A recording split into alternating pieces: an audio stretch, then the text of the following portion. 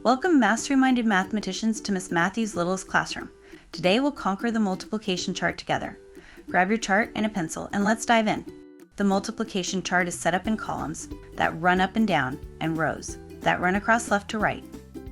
You can fill out the chart in order, one column or row at a time, but you can also start with the numbers you're most comfortable with.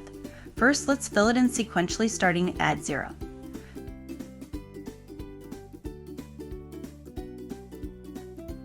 Another strategy is to fill in the multiplication facts you know best and fill in the columns and rows for those. 0 and 1 are straightforward. Everything times 0 is 0, and anything times 1 is itself. Then tackle your favorites like 2, 5, and 10. Fill in their rows and columns, reveling in the rhythm of easy wins. This method not only boosts your confidence, but also helps fill the chart efficiently, leaving trickier numbers for later.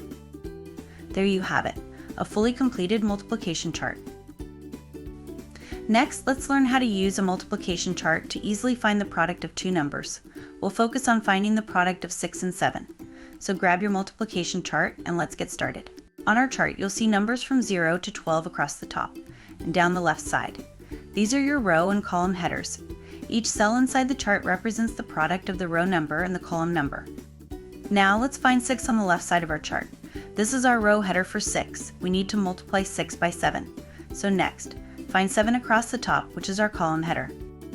Trace down from the number 7 at the top until you reach the row for 6, or trace across from the number 6 on the side until you meet the column for 7. Where these two meet on the chart is where you'll find your answer. Look at the cell where the 6 row and the 7 column intersect. What number do you see there? That's right, it's 42. So 6 multiplied by 7 equals 42. And that's how you use a multiplication chart to find the product of 6 and 7. It's a quick and easy way to multiply numbers without doing all the calculations in your head or on paper. Try some more multiplications on your own using this chart to become even faster at finding products. Thanks for watching. Don't forget to like and subscribe. See you next time. May your calculations always be correct and your curiosity endless.